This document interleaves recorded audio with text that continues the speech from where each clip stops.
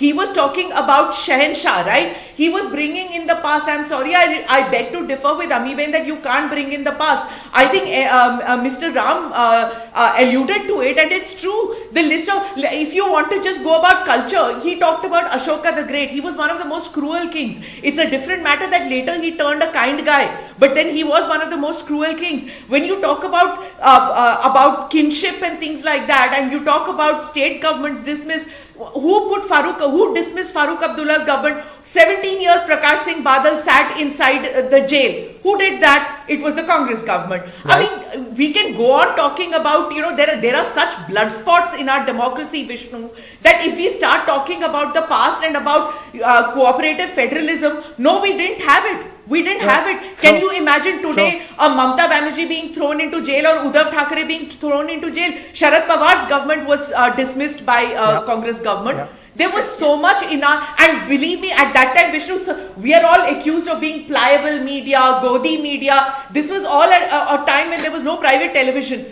All our bigwigs of media was silent when it was happening, right? Today, Mr. Prakash Singh Badal is talked about being this great leader when he was incarcerated for 17 all right. years. That's so lots of important points. Why was there silence in the media? All right.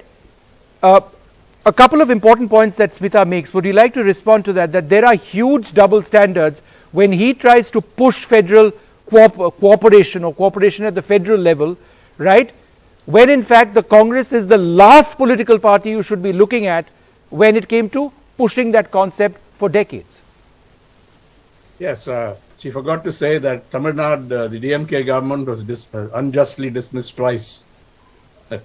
Once directly by the Congress, right, and then, then the instance of the Congress. But that apart, yes, I think it would be more persuasive were he to distance himself from those acts. But he has a point that he was not responsible for it, but he has to go further, in my opinion, and take a clear stand on this, on state rights, state autonomy.